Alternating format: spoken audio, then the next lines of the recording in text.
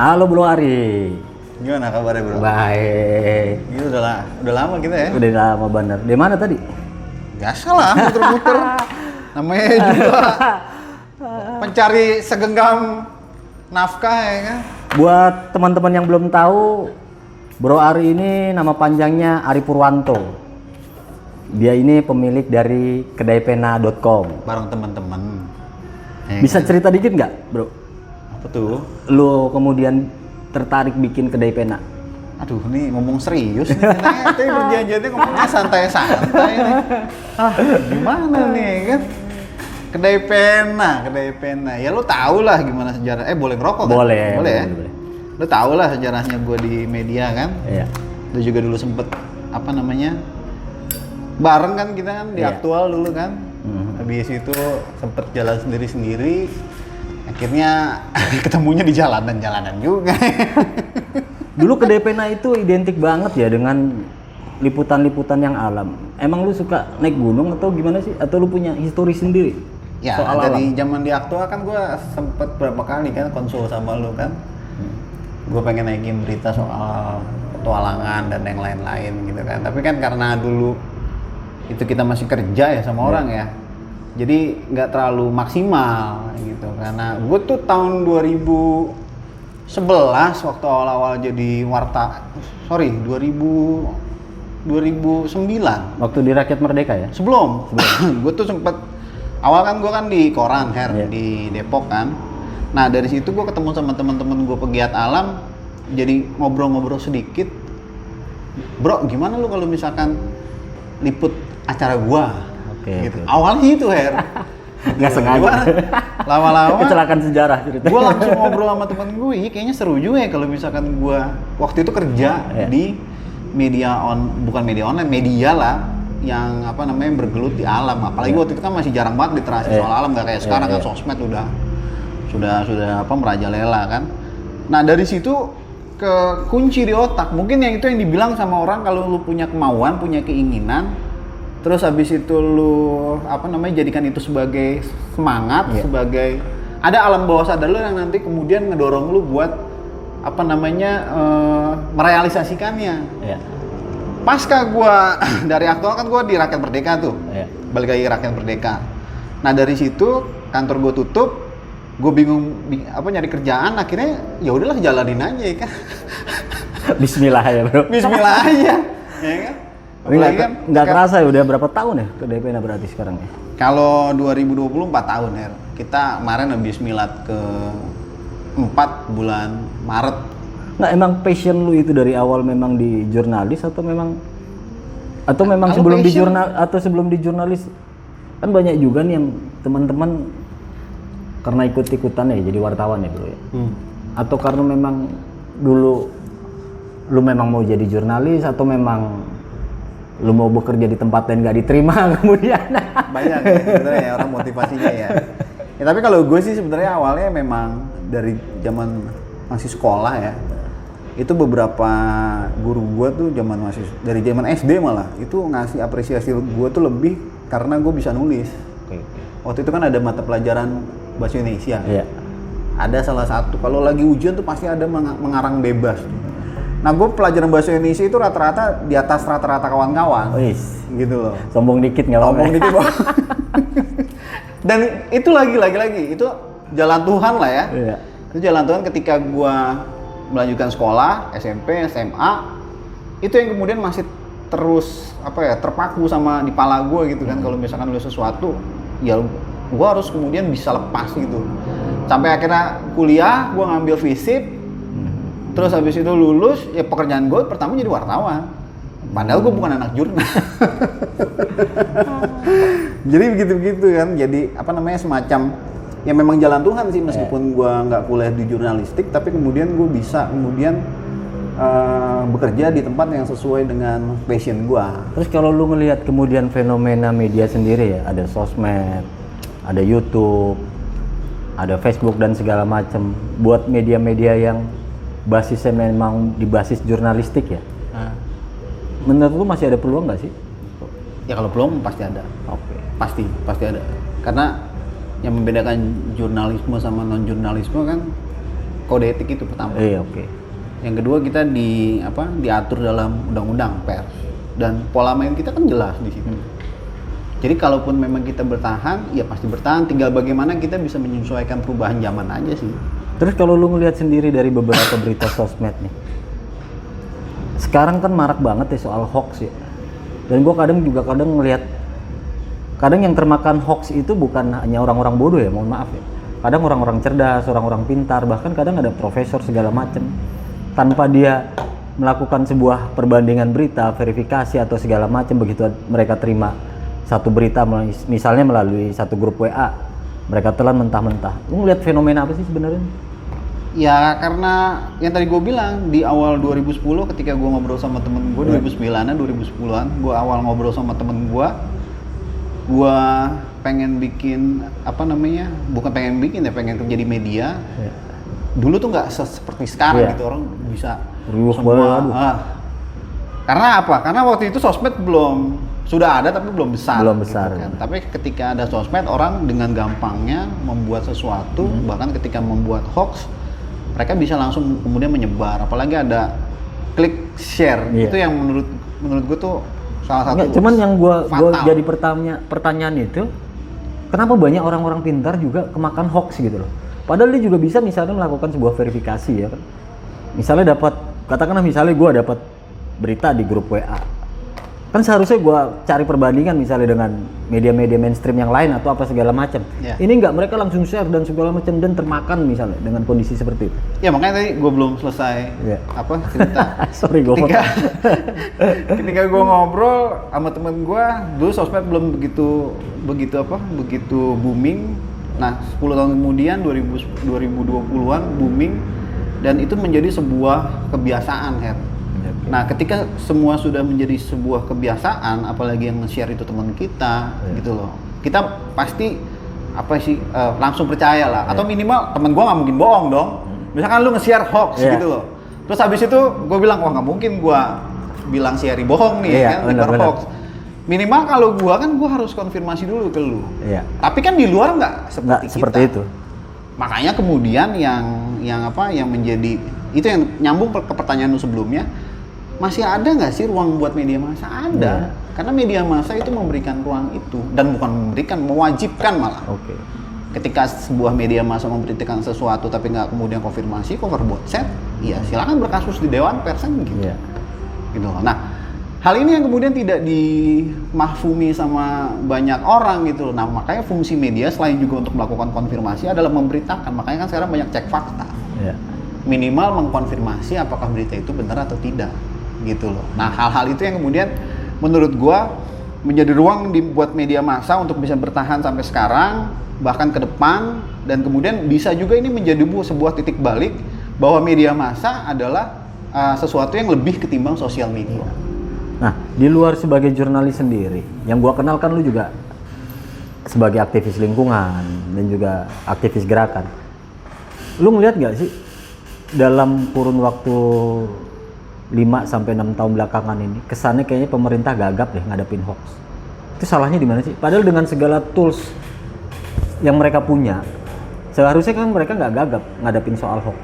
Nah, ini bolongnya di mana sih kalau hasil pemikiran singkat atau analisa lu? Ya, lagi-lagi kalau kita bicara soal pemerintah, harusnya kan mereka mempunyai sebuah infrastruktur yang memadai dari atas sampai bawah gitu ya kan. Tapi kemudian banyak hoax bermunculan gitu. Bahkan beberapa pihak juga menilai banyak juga hoax yang kemudian timbul dari pemerintah sendiri gitu. Gua nggak tahu ini dipiara atau enggak gitu ya, tapi kemudian rasa-rasanya dengan infrastruktur yang begitu lengkap bisa dengan mudah, apalagi sekarang ketika lu main sosmed, lu main platform, lu kemudian bisa berkoordinasi dengan pemilik platform itu untuk men-take down misalkan gitu. Harusnya kedepannya seperti itu kan bisa. Tapi lagi-lagi yang harus dilihat dari era demokrasi seperti ini kan kita tidak bisa membredel gitu isi kepala orang, bener nggak? Benar. Ya kan? Lu sendiri gimana kalau lu bredel? Lu 98 kan? Lu tahu gimana susahnya kita memperjuangkan soal demokrasi ini kan? Nah, harusnya pemerintah juga menggandeng banyak pihak gitu. Artinya kalau nggak perlu baper juga sebenarnya. Iya, artinya gini, ketika kemudian gua mengutip omongannya Habibie, penjara itu bukan buat orang kritis, Her. Sepakat gue. Sepakat banget gue. Penjara itu buat kriminal ya. Kriminal. Berbeda pendapat boleh. Boleh. Gitu kan. Asal lu jangan anarkis gitu. Oh ya, asalkan lu sesuai dengan mekanisme yang Mekanisme ada. yang Kan seperti itu. Demokrasi membuka ruang seluas-luasnya.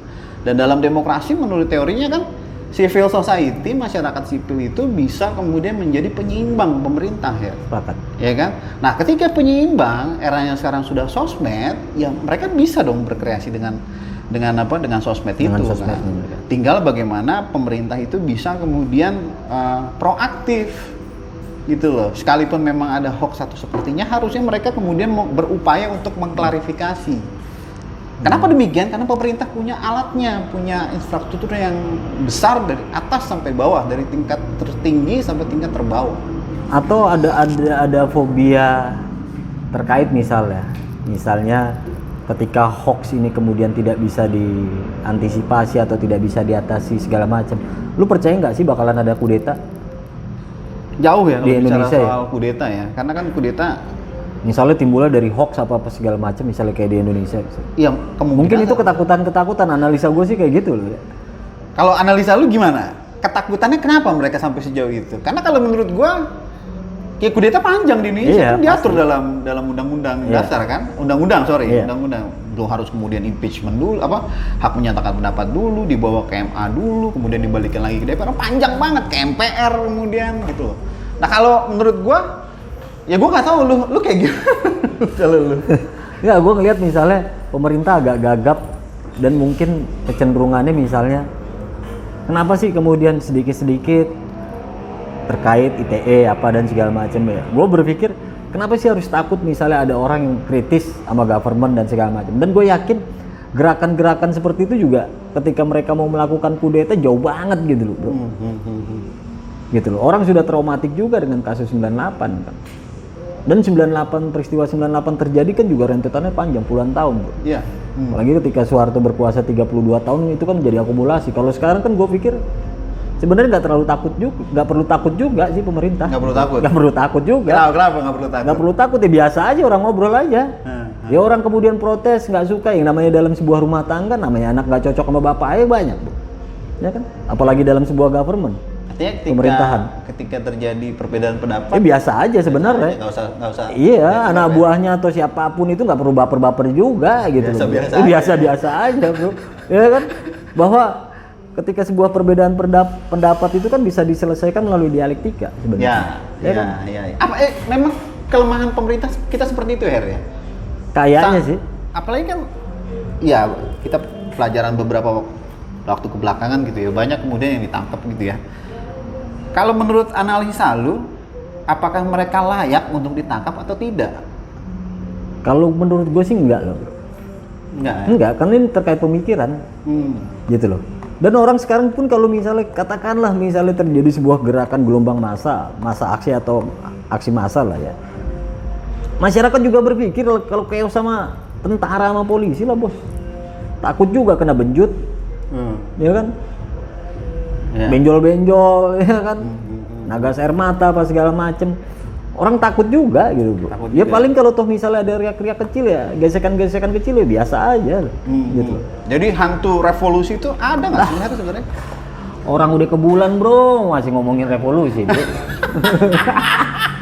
Orang udah ke bulan, Republik ini masih berkutat soal SARA, soal apa dan segala macem. Soal hoax ya. Hoax segala macem. Iya, gue juga ngeliatnya gitu. Orang Her. udah mikirin gimana caranya bikin baju Iron Man ya kan. Energi kita tuh capek gitu loh, banget. ngobrolin soal itu. Ya kayak kemarin lah, beberapa waktu gue ngobrol sama beberapa kawan soal pengelolaan sampah gitu. Orang di negara lain kalau gue ngelihat dari berbagai literatur gitu ya, sampah buat mereka bagian dari sebuah komodita yang bisa kemudian dijual. Iya, Artinya bisa make jadi money ya, komoditas. bisa dapat duit Iya. ya. Tapi kemudian di kita masih gagap bicara soal sampah itu bisa dijadikan aspal, bisa dijadikan bahan bangunan. Sementara di luar itu aspal itu di India lah misalkan, mereka sudah berani kemudian membuat sampah dari aspal dari sampah, dan itu teruji gitu loh.